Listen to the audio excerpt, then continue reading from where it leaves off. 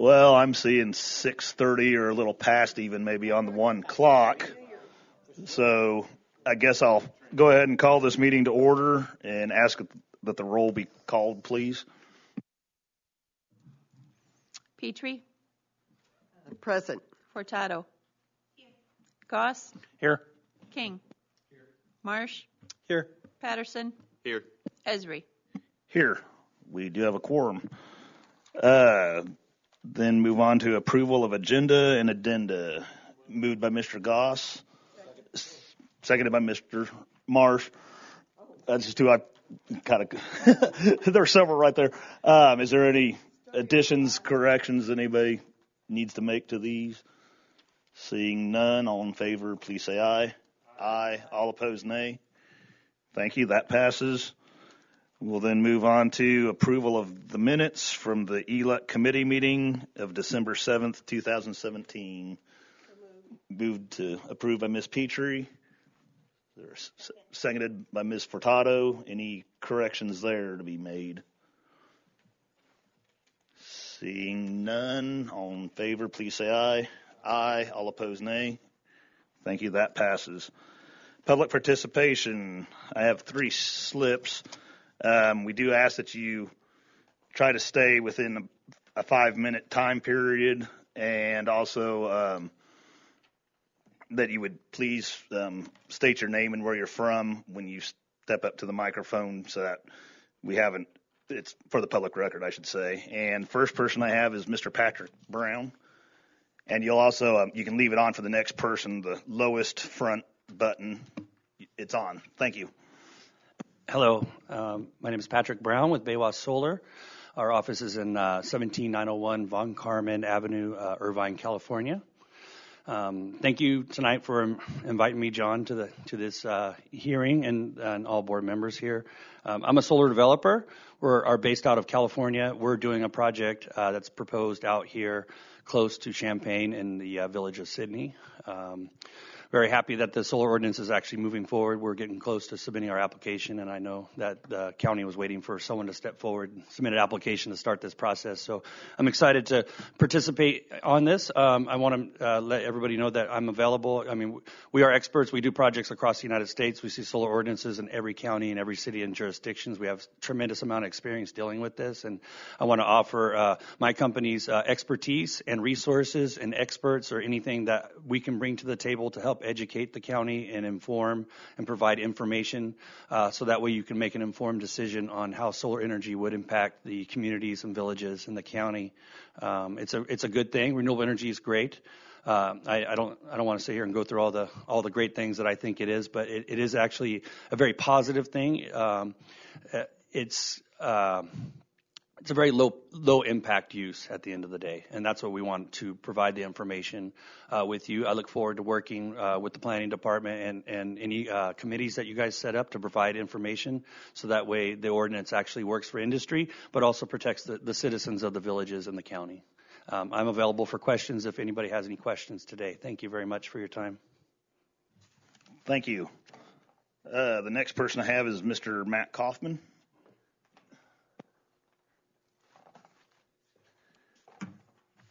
Yes, good evening, everybody. I'm Matt Kaufman, based with Cypress Creek Renewables. I am based out of Northern Illinois, Tisquoia, Illinois, if you ever heard of that place, 100 South Main Street in Tisquoia, Illinois. I'm a developer here for Cypress Creek, and we have a large project portfolio across the country. In about 7 or 8 states, we've built projects, about 1,000 megawatts of solar.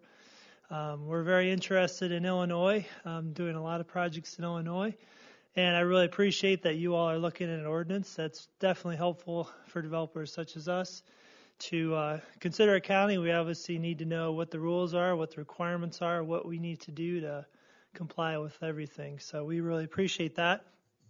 In that regard, I have the attachment A that was sent out regarding tonight's meeting. Is that familiar to everybody with some of the overview points that you're considering in your solar energy ordinance? If that's familiar enough, I was just going to maybe go through a few points in that, comments on that. Overall, it looks really, really great. My first comment would be on point number 5. All wiring must be underground to the electrical substation.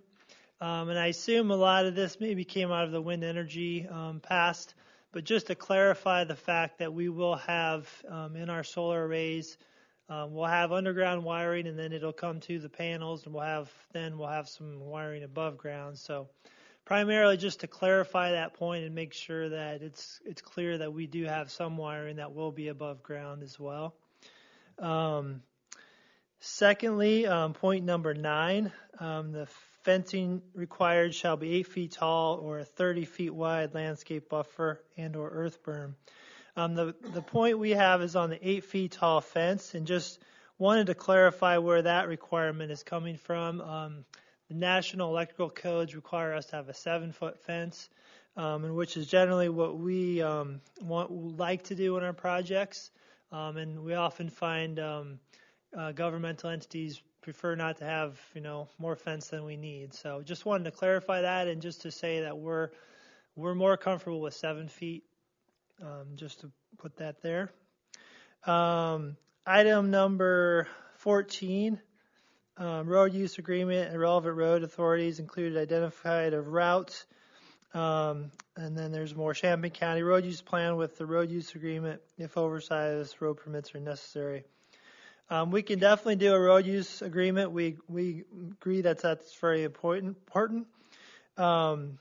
But we also just want to clarify we prefer that to be done in the building permit phase after the special use permit phase, so that it streamlines the process for us. But then obviously before we build, we definitely want to have an agreement worked out with the road commissioners. Okay. I'd like to go to point number 17 on the decommissioning. Again, we know this is a critical issue, and it's something that we deal with in all counties. I think our preference in working with counties is to do some type of surety bond on the project decommissioning. So just to throw out that we're very open to providing text that we've been working on with other counties that the counties have agreed with and we've agreed with. That would have some language related to decommissioning funds that would be available to the county. So we'd be happy to provide any language to that regards. Okay, and then the final point I have is in 20F, a stormwater management plan if necessary. And again, the point there is just to say we'd prefer to have that for the building permit phase and not to require that for the special use permit application. So I really appreciate your time, and again, we would be very happy to, do whatever we can to provide language to give you any other clarifications on any of these points. Thanks very much. Thank you. Ms. Petrie? Yes, Chair. Will the gentleman be around so we could ask some questions in the points that he made later on? If you'd be willing to, for both of you, Mr. Brown and Mr. Kaufman. Right. All right. Okay. Thank you very much. Thanks. The final one I have is Ms. Gina Pagloso. Close enough. I have a couple of pictures. Could I leave them with you? Sure.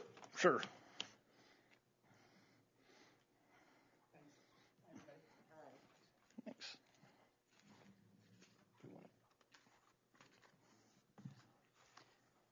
Thanks for your time. My name's Gina Peluso, and I live in Urbana. But I work in West Champaign, and I work across the street from the township burn pit. I was here October 6th of 2016 when you guys were talking about changing the nuisance ordinance to allow for the residential people in that general area to not be able to burn in their yards. But if they were serviced by that landscape recycling center, that's where their stuff should go to be burned. I also was here when you voted on the 20th of October of last year, of 2 years ago now, the 2016, to amend the ordinance to allow for to put into, to basically cast in concrete what those areas were, where people could burn, where they couldn't, what people should do if they felt that there was a nuisance. So literally, I work across the street from this burn pit just to the north on Fieldstone. I've given you petitions that I went around and collected from some of the other people that work in that area, from WBGL, from my company, from Kirby Foods, from Arby's. I went to the Villa, but they wouldn't allow anyone to solicit it. I went to Horizon Hobby. They didn't allow soliciting. I went to Orkin. They didn't allow soliciting. But anyway, I did get 60 signatures in one day, or 2 days maybe, from people that are affected by this burn pit. It's nasty. There's pictures in there from October of what it looked like that day in my parking lot. And literally, we're across the street, 3 buildings up north of Springfield. And then there's pictures of the burn pit from December where it looks like the smoke is going straight up, but you can see the ash all over my car from that day. So, I've gone to the township meetings on numerous occasions. I just went to the township meeting in December. I just missed this meeting last month. And they say we're looking at it. And we're looking at it. And I just wanted to bring it to your attention. I know that they have an EPA certified burn, whatever that thing is, filtered system. But it affects us. We have people that wrote down that they get migraines from when they burn. And we have people that are having asthma attacks triggered from when the township burns. I also know that they're a local government. They're allowed to burn. But it's affecting the people that are captive in that area. It's not like we can all, I guess we could quit our jobs and go work somewhere else. But I'm hoping that in bringing this to your attention again, maybe you could somehow help us. Because, one of the things I printed out there is the township's webpage that says, please be nice to your neighbors and don't burn in your yard. And every time I go there, I say, I can't believe this is on your website because I'm your neighbor. And they kind of get a chuckle out of that. And that's about as far as I get. So I've been to the township meeting probably 5 or 6 times over the last couple of years. I gave them copies. I actually gave them the originals of the petitions. Those are scanned copies that I made. I also gave them those pictures. And like I said, I just kind of get the, sorry about your luck. So, again, I just wanted to bring it to your attention. I don't know if there's anything that you guys can do. I know that you put this ordinance into effect. It seems to me that this fall was worse, and I don't know if it's because the ordinance went into effect at the beginning of the year, and now the people that maybe were burning in their yard have to go to the landscape, that burn pit. So, I kind of feel like I said, we're captive. We're stuck there 8 hours a day. Everybody's got high-efficiency furnaces now. All the air is getting sucked in. Those pictures from October are not an anomaly. I mean, that's what our furnaces are sucking in and putting through our ventilation system on a daily basis. Sometimes it's a week or 6 days or 8 days in a row. So, again, I appreciate your time. Thank you very much. Thank you. I see no other persons for public participation, so we will close that and move on to communications. Is there any communications for the board? Ms. Petrie. Just on a lighter note, first, thank you, everybody, for coming on such a frigid night. But when somebody watches the video of this meeting 10 years from now, I want it noted that we look like Nanook of the North because we've been in 2 weeks of sub-zero weather, and just so people know what it's like on this date in 2018. Thank you, Ms. Petrie. Anything else? Seeing none, we will then move on to line 7 for information only. We have the review of the 2017 residential electronics collection events. Go ahead, Susan. Yes, please. Hi. This is a report of end-of-year report for 2017, and it contains 3 types of information. First, information about cost sharing that the local agencies did during the year, and I have to point out immediately that there's a glaring error in the total that I picked up from an Excel spreadsheet. I must have been on automatic mode, and I apologize for the error. But the shared cost in 2017 totaled $44,000 approximately. this larger figure was from before the intergovernmental agreement with Will County, so I apologize for not catching that error. So on average, during 2017 for the two collections, each collection costs that were shared were approximately $22,000 for each collection. Apologize for that. So I note too that during 2017 and immediately prior to the year, I invited local municipalities to participate and contribute to the costs of holding these one-day residential electronics collections, and was successful in receiving contributions from 13 municipalities, totaling approximately $8,000 less than from the total. So that was good. And attachment A is the attachment that contains misinformation, so please ignore that, and I again apologize.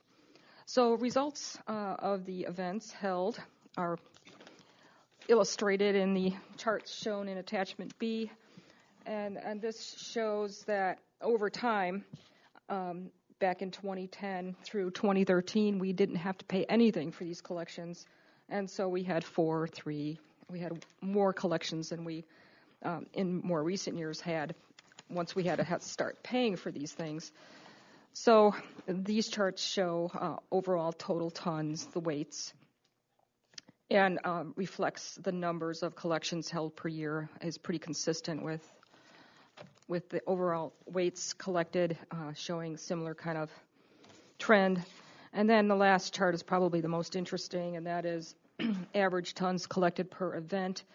And you can see a spike in 2017, and we believe that's because the village of Rantoul participated in a special arrangement to bring residential electronics that they collected at a dumpster day to the collection at Parkland right before the event, and that was approximately a whole semi-load full of collected items, and so that spiked the total for that, and we're increasing our efficiency, and that's another factor that could be a part of that. So I wanted to provide you with these figures and total tons collected over all the time we've been collecting and doing these combined coordinated collections since 2010. You can see a lot of tons, and things are going to change next year, but for 2018, I just wanted you to have this 2017 data before you, because next month I'll be coming back with information about 2018 and 2019. Thank you. Thank you. Ms. Petrie. Hi, thanks. Looking at attachment B, the anomaly is what happened in 2011. That total is quite high compared to the others. Am I reading it right? 413 plus pounds. So you're looking at the first chart? I'm looking at attachment B, the totals for 2011. Right? Yes. 2010, 2011, and then they start dropping down. Thank you. Well, do you have any thoughts as to what might be a contributing factor to this? I'm not saying it's not good. I'm just wanted to understand. Well, as costs became an issue beginning in 2013, that certainly was a major factor in both the number of collections we could hold and participation. The demand was still there for these collections. But all I can say is 4 collections in 2010 and 2011, those were spectacular kind of events, and that was in the time before when we were not knowledgeable enough to avoid the long 3-mile traffic lines like we are now. So we have improved our operations and expect continued good result for 2018. So you think, or your idea is that it was the number of collections, and not because these were the first 2 that had been offered and people had a lot in their garages and took advantage of finally having a chance to recycle them, and then over time, even though there's a diminution of number of collections, so not terribly much. They go to 3, and a couple drop down, then 3 and 3 and 3. Could be a lot of factors.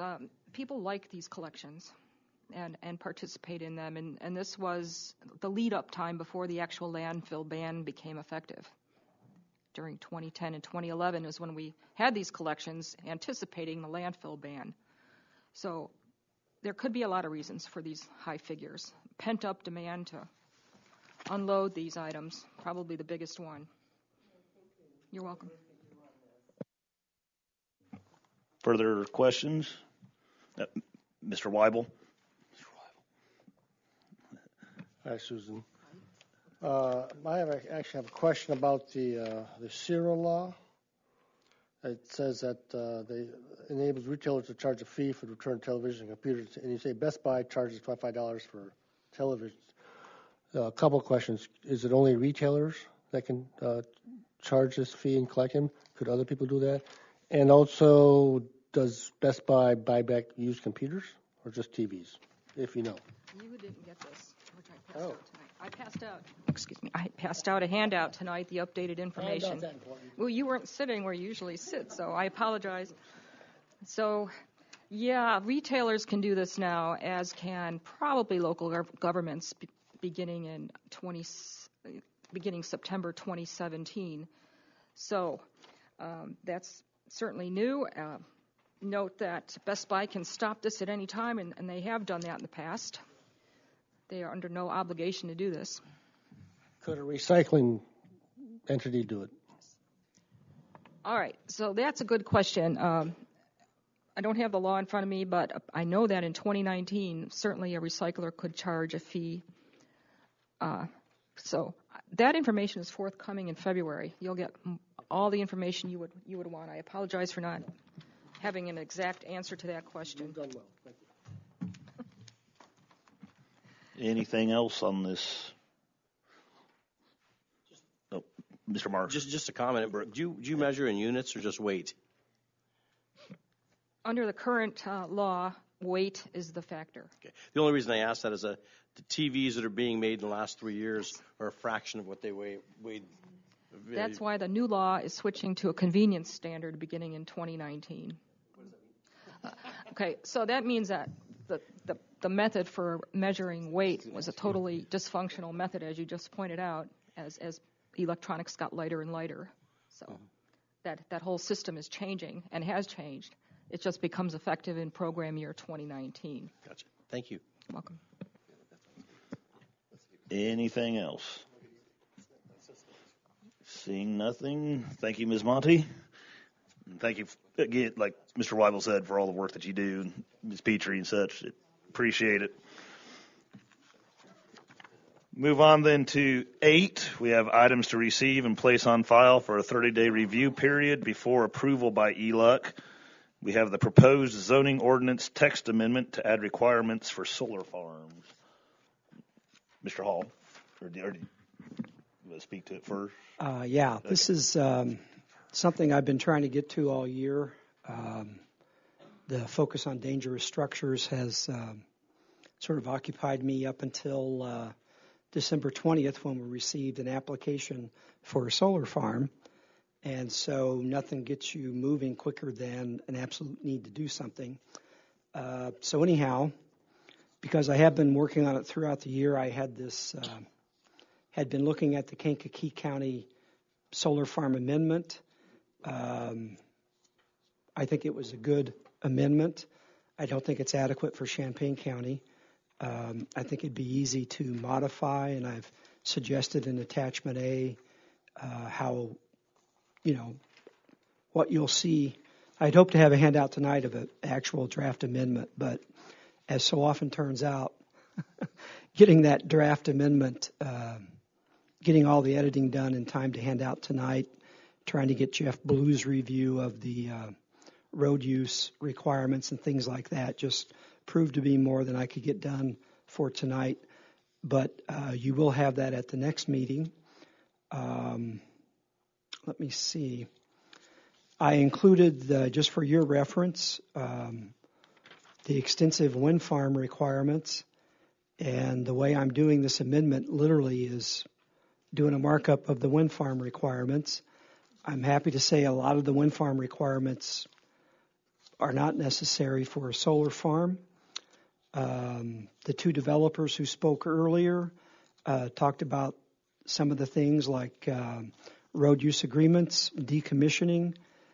County has spent a lot of time on their wind farm requirements for decommissioning and road use agreements, so we have a good base to start from.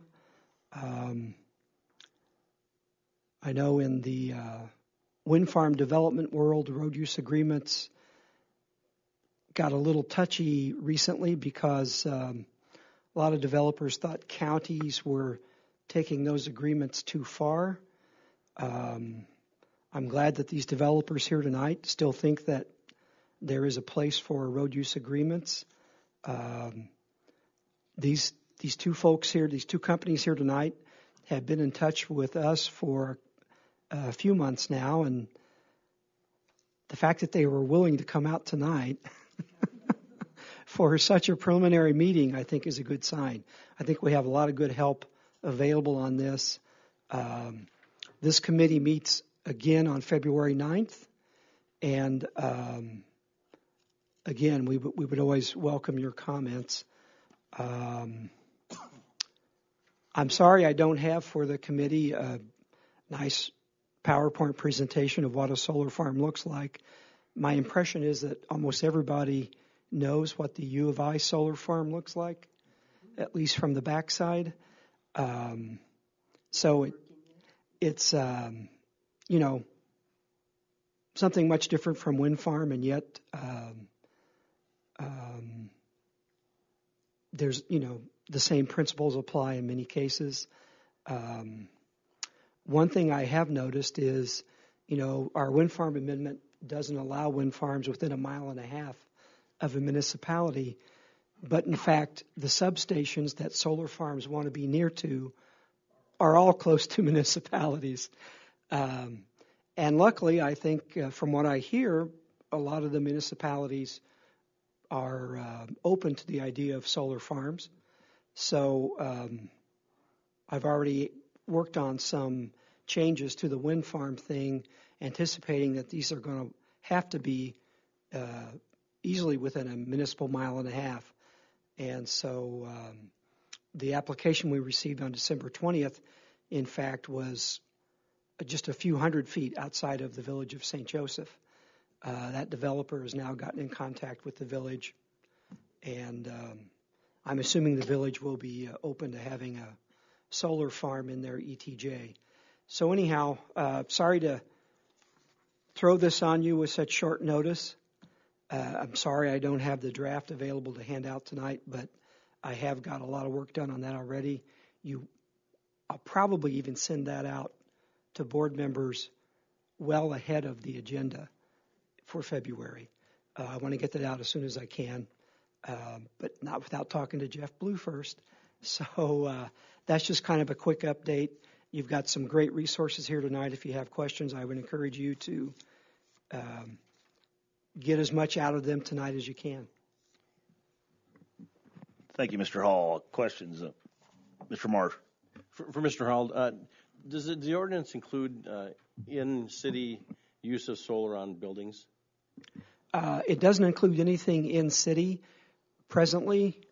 We've actually done a lot of solar permitting for the little ground-mounted arrays for rural properties. We don't even require permits if it's going to be on a roof.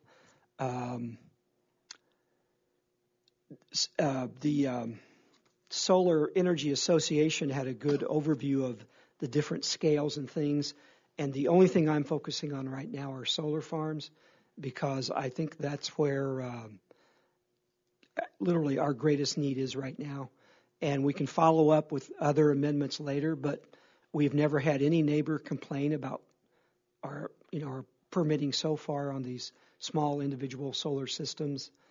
I think that actually we may never need to actually add anything for that.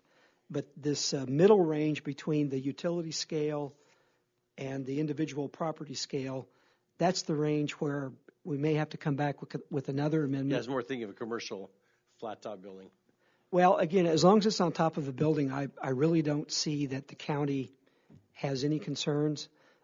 We hope that those building owners are taking all necessary precautions, but this small scale where you might have a couple of property owners engaged in a so-called community system, that's one thing that thankfully we've never been approached with. We may have to do a second amendment for that. Mr. Goss? I'm looking, Mr. Hall, here at specifically at the Kankakee Ordinance. Looks like page 20 of our packet. Were you the one that struck through number 10, the installation and design, about the glare, or did that come to you? This actually was the proposed Kankakee, so it's not the one that was actually adopted, but I think it was what was actually adopted. And so that strikeout was something that Kankakee had done during their review and approval. So they ended up not having anything about glare. And that's one thing that I'm going to talk to the developers here tonight later about. I don't want to have unnecessary requirements, and yet if it's something that we already know might be an issue, we might want to have something to hang a hat on later rather than just completely striking it. Yeah, that was one. I mean, I've been around them a little bit, but not necessarily all day long, and it's certainly not outside my house. So I would be a little bit concerned about glare. Maybe it's not. Maybe it's inconsequential, but I just being struck through, I thought was probably. I would like to see us at least explore that further. You get back to page 22 where they talk about, and I sent you an email about this, about subsurface drain tile. I think we need to make sure we've got strong language in here because literally it's virtually impossible to be able to find 100-year-old tile. We kind of have an idea about them, but if we're going to have underground wires, they're likely to be cutting drain tile, and never affects the person that they're going to put a solar farm on. It's the guy upstream that expects his water to run through there. That's always a problem, so I think we need to make sure to address that. I didn't see anywhere in here where we talked about setbacks from current easements. Drainage, I'm concerned about drainage ditches and certainly pipelines. We have a great number of pipelines that affect this county, especially on the west side of town where I think they might want to be attaching to some substations on that.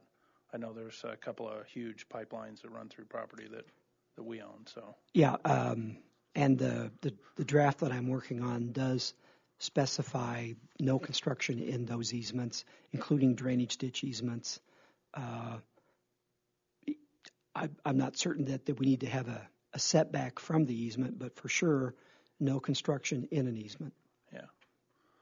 And then the final thing I had was we talk about the permitting fees. This is actually just should we consider a fee scaled by the size of the field, whether it's a 80 acre, 40 acre, 5 acre? Should we scale the permit fee, or I'm just curious for your.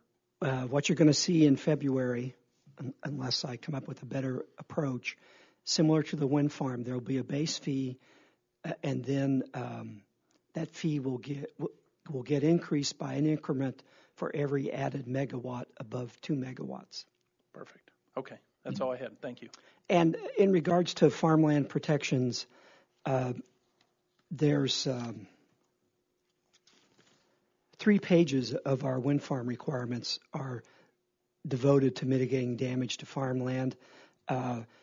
There's no simple solution to identifying where 100-year-old drain tile are, but I think the wind farm requirements in regards to farmland mitigation is one of the stronger parts of our ordinance, and I'm anticipating that to be 100% in the solar farm requirements.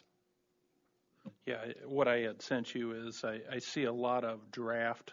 This is more on the wind side, that they tell us they've signed the Illinois Ag Impact Mitigation Agreement, which is a very strong agreement that is tieable to protect landowners, even though there's these county ordinances. But I've yet to have anybody prove it to me. So I think if we had a file, if we had that on file at the county, would be helpful to people as they research these sorts of things, because we've had to actually add it into lease agreements to try to get that, because they don't want to put it in there, which means to me I'm not 100% sure they've signed them. So Okay, thanks. Ms. Furtado? I have a question, the two gentlemen, that I think is probably more your purview than the board's purview. I'm really excited about this for a lot of different reasons, but one of them is also because it has the potential to be a job creator right within the county. And I know that a few years ago I was fairly involved in some meetings with this group called the Blue Green Alliance, which is an organization that tries to bring together like blue collar trade workers with groups like Sierra Club and things like that, in talking about how green energy can create jobs, right? And one of the critiques that they have of Illinois is that often these jobs, both in production and installation, are not always sourced to local people, so that the jobs don't necessarily hire local. Like we hire a lot outside of Illinois, both for production of the solar panel, or, not just solar panels, but wind farm, like the actual materials that go into the things, but then also in some cases for installation. So I just was curious as to, for both of your companies, like sort of how do you envision doing those jobs? Do you see this as a potential for job creation? As well as, the positive of environmental energy. And just got to say, if you want to just sit there, or if you want to sit side by side, since there are two chairs, I mean, I haven't, it's up to you, but I have a feeling I'm going to have a few other questions. So instead of maybe up and down. Sure, Mr. Chairman, permission to speak freely on this. Excuse me. So, jobs are in two categories with solar farms. Okay, there's construction jobs, which are temporary, and then depending upon the size of the project, and then there's some long-term jobs. One of the things that we won't come in here is tell you is that we're going to be a job creator. Solar farms are not a job creator, and we don't say that. The construction jobs are good. On a large-size project, you could be there for a year with up to 200 to 300 workers. A lot of them are manual labor jobs, electricians and stuff like that. And in our experience with our companies, we will have job fairs locally and try to source as many people as local. And sometimes, and this is a very big community, so I could see a lot of workers coming from this area. But really, solar farms are really out in rural areas, and people are willing to travel for the work for a good 6 to 12-month period. So we will do job fairs. We will try to source those people. But at some point, if you can only get 100 electricians and you need 200, you're going to have to go to the next county and the next county over until the temporary manpower agencies will source those and bring those in. So that's been our experience in a lot of the projects that we've done. We do local job fairs. The permanent jobs, there's only going to be a handful, even for a large facility. It's an unmanned facility. A lot of times they'll either do quarterly or annual maintenance, and they'll be out there quite regularly. But most of the time, there's no one. It's just monitored remotely, so there's no one really on site.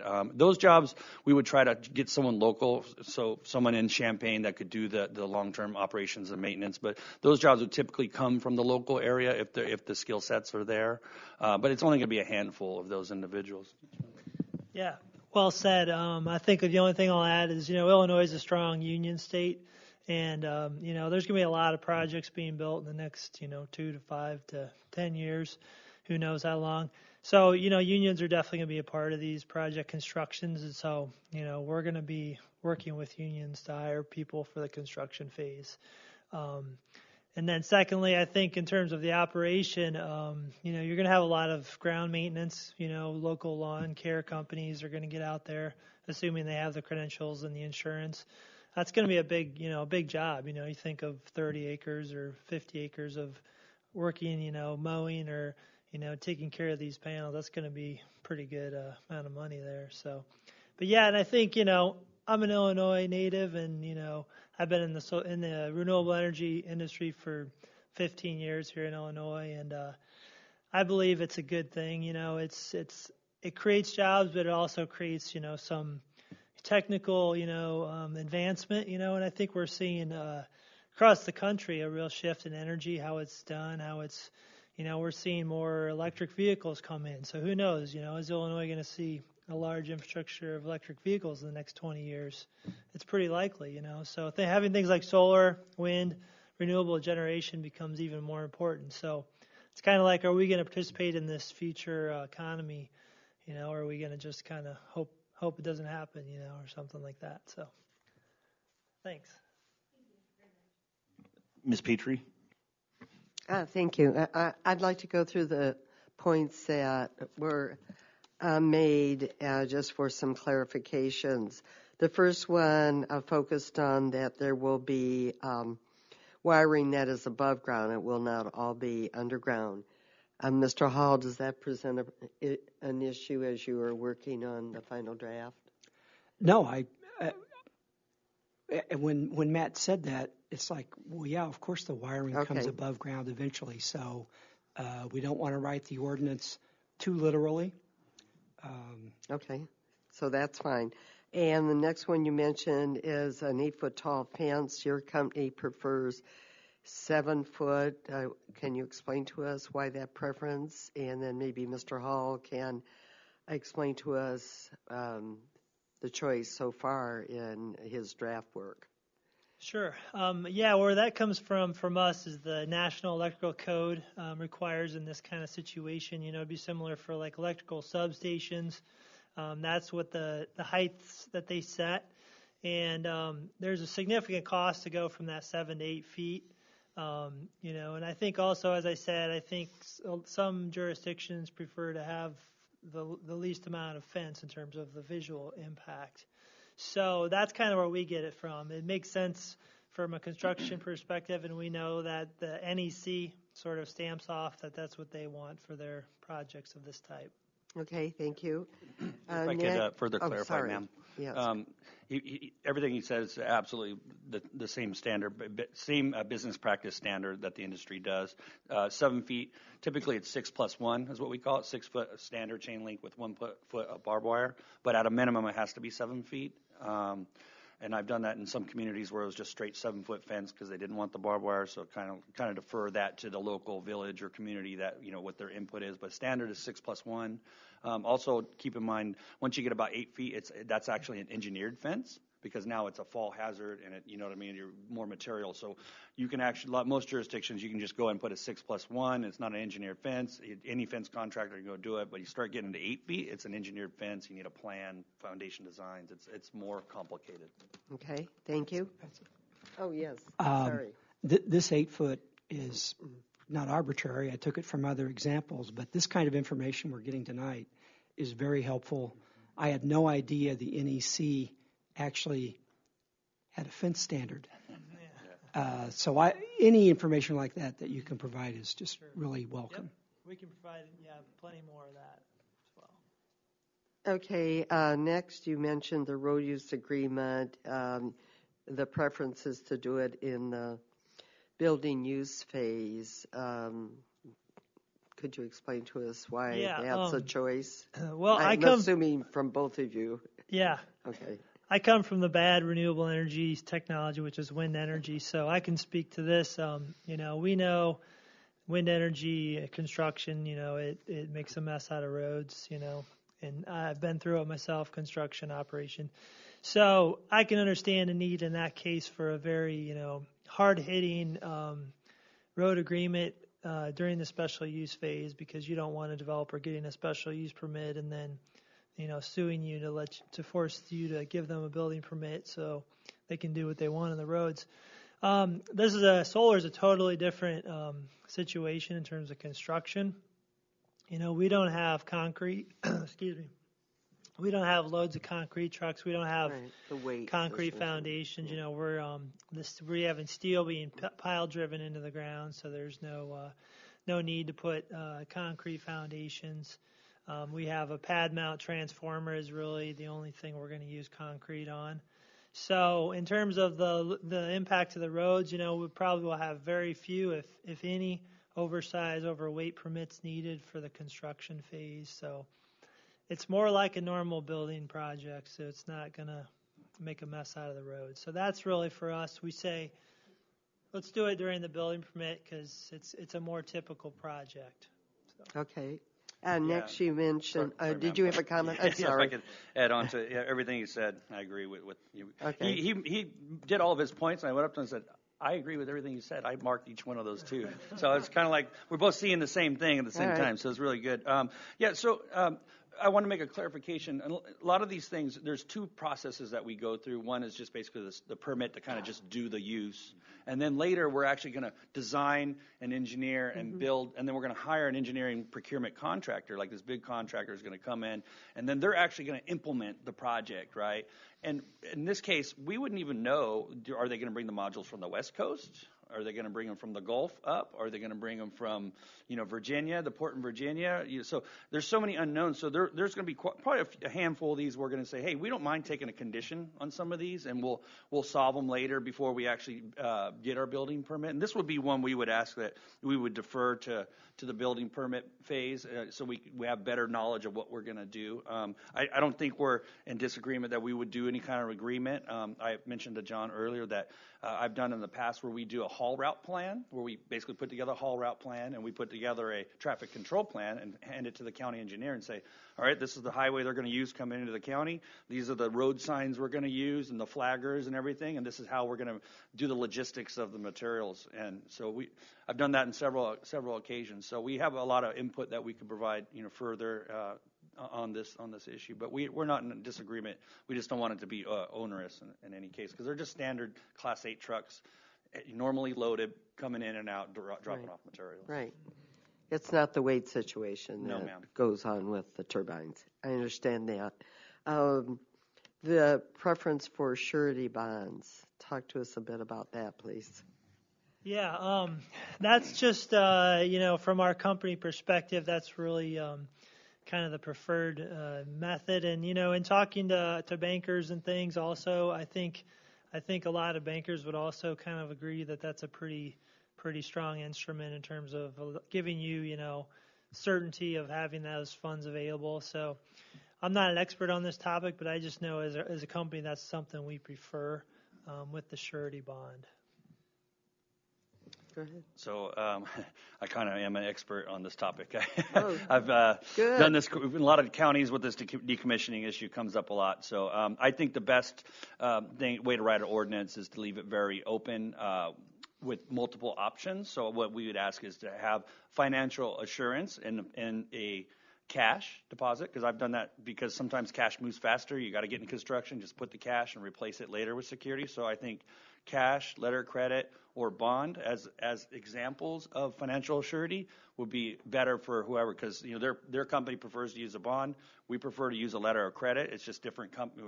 We're a German company, they're an American company, and we also sometimes just throw cash down just to get into construction because time is of the essence with these projects. So the more flexibility, I think, would be the best for even the person who's not here today. Okay, John, did you have any? That falls under you.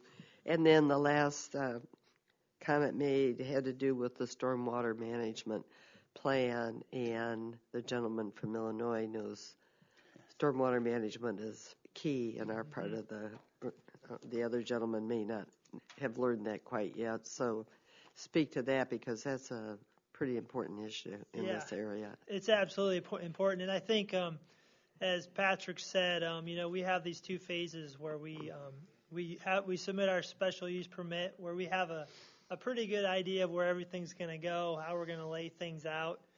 But then we have the building permit phase, which is, completely engineered, signed off by a professional engineer. That's when we're really, for us to develop a stormwater prevention plan before we have that sort of engineer signed off drawing is pretty difficult, if not impossible. So it's just a matter of preference for doing it before the building permit instead of at the special use permit. Okay.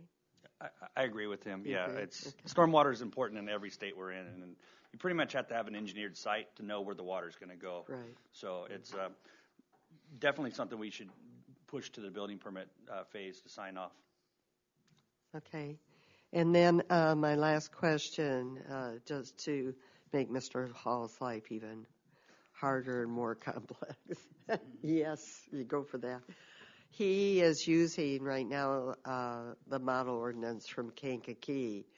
You've done a lot of projects. Are there any other ordinances that you would throw into the pot for looking at, for picking up ideas and things that are being done in other parts of the country?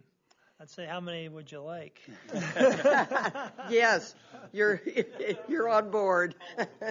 Yeah, we're working on these in, I don't know, maybe 10 counties right now. And so, I mean, I think Kankakee's a pretty good example, I think. And I know we were involved in that one as well. But yeah, we can definitely provide more examples as well. So has a model ordinance been put together by any of the national organizations? I believe the Illinois Solar Energy Association. Well, I wondered about that one. Yeah, I believe you've probably gotten that one, I imagine. And I believe it's a model ordinance, isn't it? Yeah. Yeah, all I have from the Solar Energy Association is what was included with the packet. There's no model. I haven't had a chance to even go to their website to see if they have a model ordinance. Are you saying they do have one? I believe they do. Is that? I haven't reviewed this one, but I can tell you that the state of North Carolina has a model ordinance that we can provide. And just for everybody's information in here, the state of North Carolina has the second most solar energy projects in the United States, next to California. So, and when you say, oh, well, solar in North Carolina, nobody would think, but it's got a lot. So they have a lot of experience there. So it's time tested, is what you're saying. It's time tested. Okay, and that's it would be good. something we could provide, but they do actually. The state actually does have a model ordinance. Okay. All right. Yeah. And we thank could you. follow up with John on that to give him some other options as well. That would be great. Thank you, Mr. Chair. Thank you, Mr. King. Hi, thanks, guys. I just had some curiosity questions, if you mind entertaining. I know we mentioned or we talked about vegetation that might potentially grow around these areas. Are there any particular types of vegetation that you all have seen or integrated in solar farms? Yeah, well, I can start on that. As a farm kid originally in Illinois, it's something near to my heart is vegetative management. And, there's been a lot of discussion about this. It's really a big issue in the counties that we work in. People are very concerned about what's going to be out there, and it really varies a lot because if your project's in more like a residential-ish area, then, people are going to want to see pretty clean and green sort of setup. They're not going to want to see anything too native looking, I guess. But then in some more rural agricultural areas, we're considering, some native grasses, maybe even pollinators. People are talking about doing a kind of USDA pollinator mix out there. So this is a big issue right now, and I think, we're working with each jurisdiction to try to work on a plan. Obviously, for stormwater prevention, everything. Yes. We want it to be nice. We want it to look nice. We want it to be environmentally beneficial, actually, compared to even farming it. We believe that it's going to be a benefit to that soil over 20 or 40 years.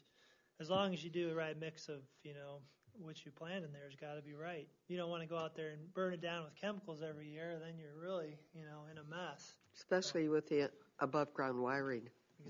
Exactly. Yes. So, does that answer your question, or did you have more to add? No, I agree with Matt. I mean, it's one of these things. We want to put something in that'll work and it'll grow, but we don't want it to grow out of control. Also, I know we're probably going to have to battle corn stalks for about 10 years. Yeah. But yeah, we want something that naturally can grow in this environment that we could just maybe treat once or twice a year, mow down a couple times a year. But it's anticipated that we're going to have to keep the vegetation down. It's especially in this climate. And my next question had to do with temperatures around the soil related to once you install everything. Is there, a huge variance in how the temperatures change in the soil around that area and how far out that reaches that you all are familiar with? So, excuse me, generally. So, and we can bring a module if that helps the next time we come. But pretty much inside the module, it can get warm. But the minute your hands leave the module, it's ambient, and it's just cold steel after that. So these solar farms don't create any heat. Okay. Yeah, so the posts are just solid I-beam steel, galvanized I-beam steel. I mean, they're going to be cold as the earth. Yeah, right? I mean, the only change of heat is based on the shading, obviously, from the solar panels are going to shade the soil. So, yeah, I mean, there's going to be something there in terms of, you're going to have some shaded parts underneath the panels during the day. I haven't, researched this a lot, but I think of like a forest, like a heavy forest is some of the best soil you're going to find. And so in my optimistic mind, I think, well, it could be a little bit like a forest in terms of you're going to have a lot of earthworm activity under the panels and stuff. So I haven't verified that, but that's just my, speaking off the cuff. Sounds logical. Yeah.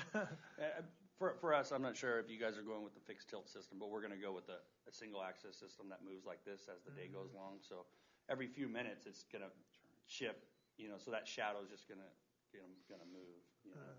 I think.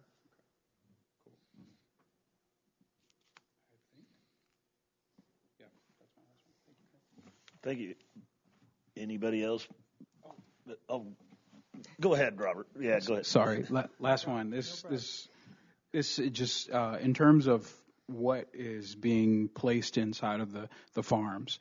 Where are most of the products coming from? Is there a particular area in this country that's producing most of what you all are seeing when you're putting together the farms, or is it mostly being sourced outside of the states? I can hit that one. So, we can't make any commitments that everything will be U.S. made because it won't be. The largest part of it is the modules typically come from China. China's the largest module producer in the world. That component would most likely come from outside the United States. But like the racking, a lot of the racking's made in the United States. It's American steel. The ATI is one of the ones that we use. They're from New Mexico. The inverters that transform the power from one type of power to another, those are typically United States. We usually source those here. And then the transformers are all American made. So, and then the fencing and all the other stuff and the road materials. So out of all of it, I'd just say the modules would be the only one we'd be importing most likely. And then the wire, I mean, wherever they get wire. I mean, it could be United States wire, it could be Chinese wire. It's kind of hard to say. But most of the stuff we try to get is sourced in the United States. But the modules, the Chinese are doing the best job of producing those at the cheapest rate, at the highest quality. Or Japanese or the Koreans. There are American-made modules, but there are only so many companies that make American modules. First Solar is one of those that makes them, and they sell out across the United States. So we're agnostic to the technology. So we try to, whoever's got the best Cadillac, basically, for the cheapest price, we'll go with those guys. Yeah, the only thing, it's a timely question because right now there's actually a trade case going on in the federal government about this very issue of sourcing of panels, and there's a couple of U.S. quasi-U.S. companies, solar manufacturers that are suing over feeling a trade imbalance, and so there's some proposal to implement some sort of tariff on imported panels. I've heard up to 40% tariff, and it's actually, I believe it's at the White House now trying to make a decision on this. So if that happens, we'll be using all U.S.-made panels. It's probably not going to happen fully like that, but that would have a big impact on the industry too. So we'll see what happens with that. It could impact things. Thank you. Mr. Marsh, I believe. Just a comment from Mr. Hall. A surety bond or a letter of credit is better than a cash bond or a cash deposit because of who may own that cash. So I think it's important that a letter of credit or surety bonds included. Ms. Petrie? Yes, I would like to go back to Mr. Goss's concern about glare. And I've been sitting here trying to remember the retired electrical engineering professor who has his solar panels out in Berringer Commons. Oh, John, great, no help. I can answer about the glare. Okay, but what the point was that we aren't doing anything on residential. This professor has huge rotating panels out in Berringer Commons, and it's a residential area. So I'm just is more a curiosity question for Mr. Hall, that have there been any comments or complaints from the other people around there that glare potentially could be an issue? But please make your comments Sure, too. sure. Glare, I mean, it's glass. It's going to have some reflection. But we're in the business of collecting light, so we don't want to really reflect it, So, but there is going to be some incidental light that comes off of these. It only really becomes an issue when you get in elevation changes. So if you're at ground level in the panel, the glare may be seen in the air. It's not going to be seen if you're at ground level with it, unless at some point the sun is at a certain point in the sky and you happen to be driving by at a certain time of the year, because it's all math at the end of the day. Right. So glare can happen, but it's less of a problem when you're at ground level. And I've seen it's pretty much flat here. We don't really have any rolling hills where you could have a neighbor who's on a hill, and then at 3 o'clock on October 21st for about 15 minutes he gets a little bit of glare.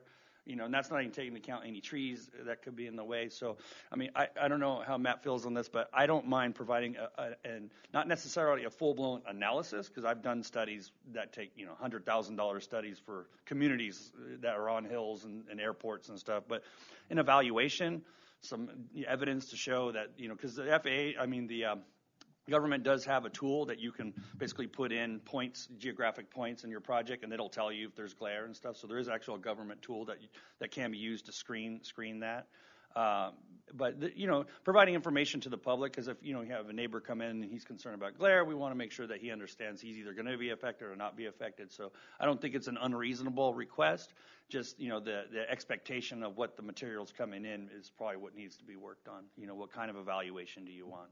Because we're flat. You're very flat. If you had a lot of valleys and hills, and maybe we're next to an airport, it's a little bit more of a concern than on a flat ground. Well, and just to add, I think in terms of airports and things, we would be required to do like an FAA glare study. Yeah. And to my understanding, no solar farm has ever been denied based on the FAA's requirements for glare. So, understood, it's an important issue. We believe that solar there really is very little glare from these things in terms of very similar, the way they're trying to collect the sunlight. Obviously, it's going to be a pretty non-reflective type situation in most cases, except as was explained by Patrick. So. Thank you. Mr. Weibel. The engineer's name is Ty Newell. Thank you. Question for you. You talked about plants going around. What about wildlife? I mean, some of these, especially if solar farms have been around for, I assume there's lots of small game, small birds that could potentially live in those. Is that your experience? Excuse me. So on endangered wildlife, we'll be, I'm just regular wildlife. I'm just saying anything moving in. I mean, obviously, endangered species that you'll have to deal with no matter what. I'm talking about do habitats actually form, because it's not mowed. I don't think not much anyway. And things generally just grow unless they get too high. So does it actually create habitats? It does. Other agencies in California don't like us to say that because they want us to mitigate for this habitat we've taken away, but we've actually created habitat for hawks and for predator birds, and owls. So when you start mowing it down and you create this short grass, and you got bunnies and prairie mice running around, and now you're going to start having birds come around trying to forage in this area. So it is beneficial in that way. We're actually cutting down the cornfield so you can actually see the ground. So right. What about underneath the panels, though? You don't mow underneath the panels, do you? We do. Oh, yes, you do? We do. Okay. Yes, we do. Okay. We'll mow around them and underneath. All right. So literally, there's not a lot of areas where the plants are allowed to grow. Not necessarily. Okay. I mean, for firemen, typically you got two things at odds here. You got the fire department typically likes to keep it neat and tidy as well. So, and then we don't want it to grow through the panels and right. And okay. the cables. So there's actually less chance. I didn't realize you actually mowed pretty much everywhere. Yeah, I mean that's primary. Actually, we would almost prefer just to mow into the panels if we had a choice and just let the rest of it grow. But if it's really high growing stuff, then it starts shading your modules. Yeah. Okay. All right. Thank you. Further discussion. Do you want a motion? No, we don't need a motion. Yeah, I didn't think we did. I don't see any further comments or questions?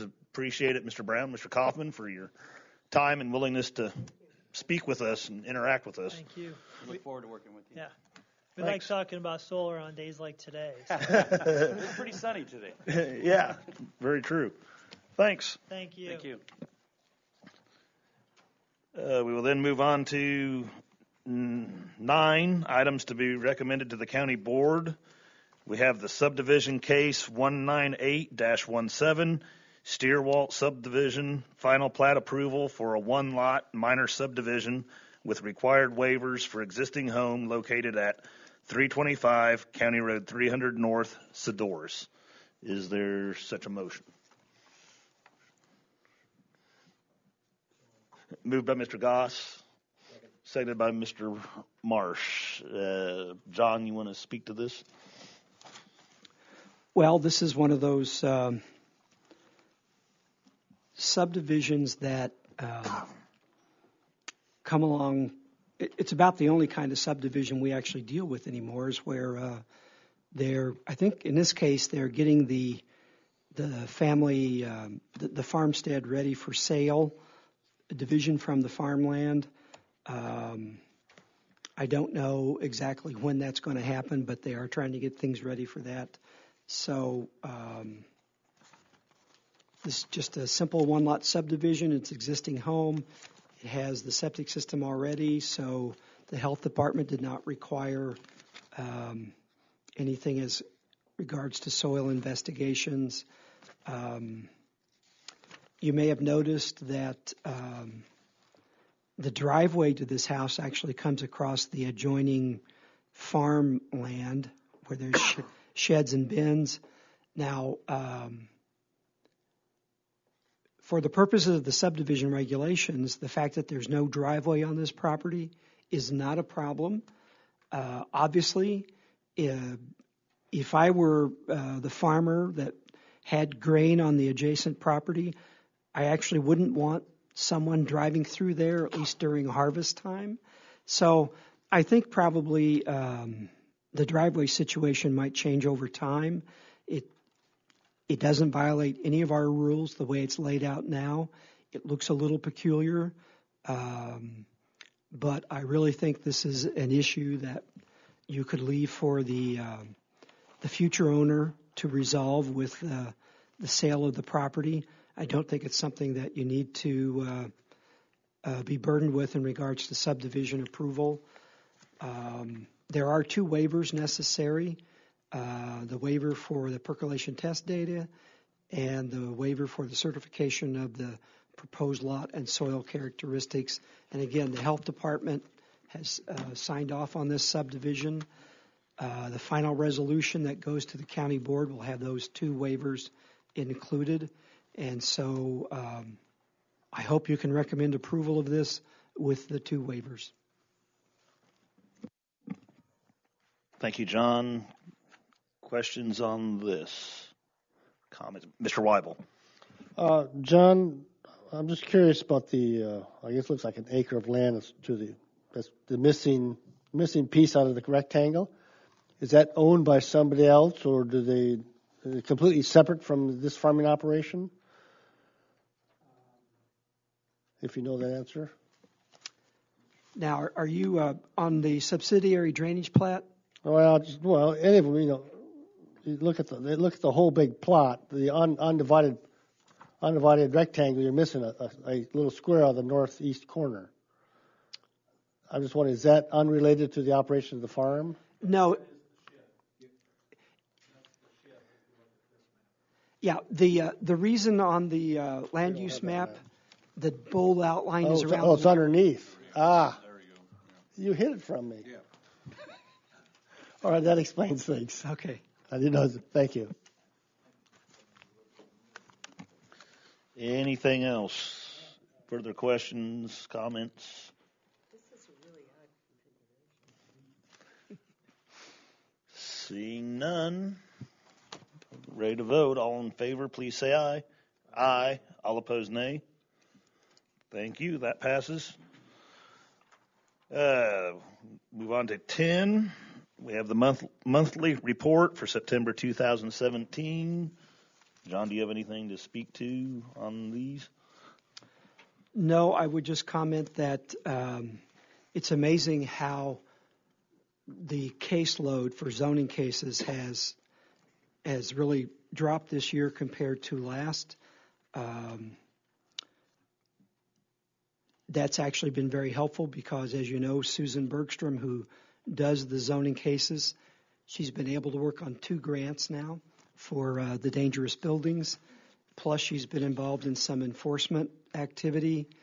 And some of the cases that we have wrapped up, some very difficult cases this year at the zoning board, cases that took years to work their way through for no good reason, but that's how long it took. They were very difficult. So the way the zoning caseload has evened out this year has been a great help. I actually hope it doesn't stay that low because that means there's not so much building activity going on. But we'll see what next year brings. To tell you the truth, I haven't had a lot of time in regards to permits. The permits are down somewhat this year, but relatively not nearly as much as zoning cases. And so again, if permits are a sign of, good economic activity, I think the permitting is nice and strong. Not working as heavily as we were last year, but still been a good year. That's really all I have to add. Thank you, John. Any questions for John about this report? So just a clarification of what I'm reading here on page 85. You still, at the end of 2017, there are 345 open cases. Did I read this correctly? No, because this is not the end of 2017 yet. And it isn't? Well, this report. It's the September report. This is only the September report. And I don't think we're going to have, I'm trying to recall, when we received the influx of complaints from Scottswood, I'd say we're probably going to end up the year with more than 345, although, we received this bunch of complaints from Scottswood, and we're actually working on those almost full time. So a lot of those are either getting resolved or sent to the state's attorney's office. So I can't predict how the 2017 is going to end up at the end of December. I would like to think I could get these monthly reports caught up next month, but that's only after I get the solar farm amendment drafted and out to you early. So you'll have to wait. I'm sorry. Okay. It's all right. It's not a big deal. I just trying to get a judgment on what the load is like. Yep, I appreciate that. That's important. That's why we give you this information. So I'm glad to see you're interested. And we'll, as soon as I have that number, I'll let you all know. Go ahead, Mr. King. I think that was going to be my question as well. Ed, I didn't see I think we had a couple of participants from the different neighborhoods, and I didn't know how that was following up and if that was included in your report. But it's a September report, so we're not there yet. So. Yep. Okay. Thank you. And the grants are working on getting money to do that. I think Got it. Isn't that it? Seeing no further. Oh, sorry, Ms. Furtado, did you have a question? I do have a question. Go ahead. For Gina, the woman who was here earlier, would it be possible to reach out to the township and ask to see if there has been an increase in volume at the fire pit, like a resolution impact assessment since 2006? Like, has there been a change since we've passed that resolution? I just would be curious to know if there actually has been a change. I was aware of that problem in October, and I'd like to know why that happened in October. I have to believe it was due to maybe operator error. So I'll contact the highway commissioner and let him know that the committee received that information. That is a sensitive subject with the township, but I have to believe that was just operator error, but I have not bothered to check yet.